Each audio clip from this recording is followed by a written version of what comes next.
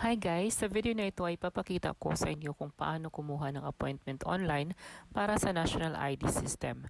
Kung kayo ay hindi pa nakaka-subscribe sa aking channel, please don't forget to subscribe and hit notification bell para sa mga karagdagang impormasyon at updates tungkol sa National ID System.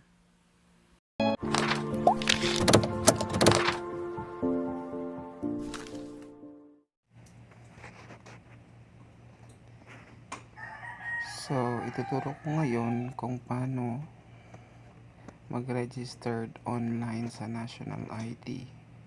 So, first, pupunta ka sa Chrome.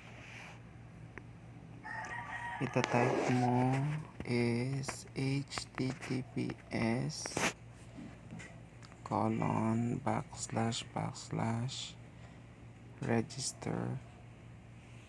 So, yan register.philsys.gov.ph. So, and then search. I-route ka niya sa page ng Philippine Identification System page na welcome to online step 1 registration.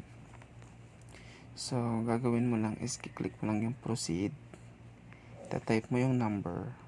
So, 09 for example. Okay, click mo lang yung I'm not a robot. Then, select mo lang yan kung anong naka-indicate. So, pag nag-check na yan, click mo yung send OTP.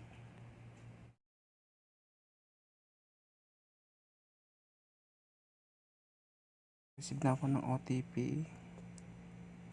Click ko na yung verify. So, i-route ka sa page ng privacy notice. Ayan, kailangan mo lang siyang basahin ng bahagya at hit agree. So, may instruction. So, you have to fill in the information needed. So, first name.